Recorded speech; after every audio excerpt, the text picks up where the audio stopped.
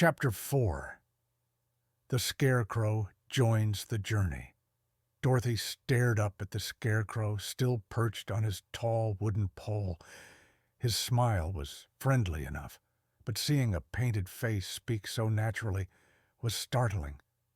Toto circled the pole, sniffing excitedly, as if trying to figure out how a bundle of straw had learned to talk. How are you alive?" Dorothy finally asked. The Scarecrow tilted his head as far as the pole allowed. "I don't know," he admitted pleasantly, "but I've always been this way, as long as I can remember. Not that I remember much. My head is full of straw, you see." Dorothy nodded slowly. "In Oz, anything seemed possible. Could you help me down?" the Scarecrow asked politely. "It isn't very comfortable up here, and I'd like to see more of the world than this field." Dorothy stood on tiptoe and lifted the Scarecrow's stuffed body off the pole. He wobbled when his feet touched the ground, swaying like a new tree in the wind. Dorothy quickly grabbed his arm to steady him. "Thank you," he said gratefully. "I feel quite different already, much better." Toto barked at him, unsure. The Scarecrow looked down and smiled. "Hello, little dog. I won't hurt you." "You can really talk," Dorothy said, still amazed. "Oh, yes," the Scarecrow replied cheerfully, "but thinking is harder. I would think all sorts of things, if only I had a brain. But alas, straw doesn't do much thinking." Dorothy felt a tug of sympathy. "But you seem very kind, and you speak quite well." The Scarecrow brightened. "Do you really think so?" She smiled. "I do." He looked around the field with wide, painted eyes. "What a beautiful day. I've never been off that pole before. Everything feels so new."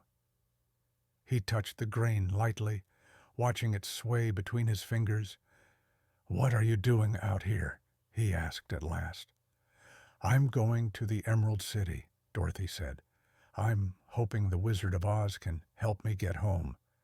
I come from a place called Kansas." "Kansas," the Scarecrow repeated thoughtfully, as if it were a magical word. "That sounds far away."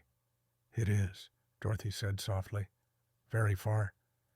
The Scarecrow was quiet for a moment. Then he spoke again, his voice full of hope. "Do you suppose the wizard could give me a brain?" Dorothy nodded. "He's a great wizard, isn't he? The good witch told me he might grant wishes." "Then I'd like to go with you," the Scarecrow said immediately. "If Oz would only give me a brain, I could be as good as anyone." Dorothy thought about it. A companion would be nice, and the Scarecrow seemed gentle and eager to help. "I'd be glad for the company," she said. "It's a long road." The Scarecrow beamed, a bright painted smile that somehow looked even kinder than before. "Wonderful. I've never walked anywhere before. I hope I know how." They started back along the yellow brick road, Toto trotting ahead. At first, the Scarecrow moved stiffly, his legs bending in odd ways. Sometimes he tangled his feet or stumbled over a bump in the road, but he never complained. When he fell, he simply laughed and stood back up. "Falling doesn't bother me," he said cheerfully. "I can't get hurt. No bones to break." Dorothy couldn't help laughing with him. His optimism was contagious. After walking for a while, they came to a small patch of shaded trees beside the road. Dorothy sat and shared some bread with Toto while the Scarecrow watched her curiously. "What is that you're doing?" he asked. "Eating lunch," Dorothy said. "Aren't you hungry?" "I don't eat," the Scarecrow replied. "It would only fall out." Dorothy smiled. He might not have a brain, but he had a charming logic all his own. They rested a bit before continuing on. As they walked, The Scarecrow asked Dorothy many questions about Kansas: what houses were made of, what people did for work, why the sky there wasn't as blue as the one in Oz.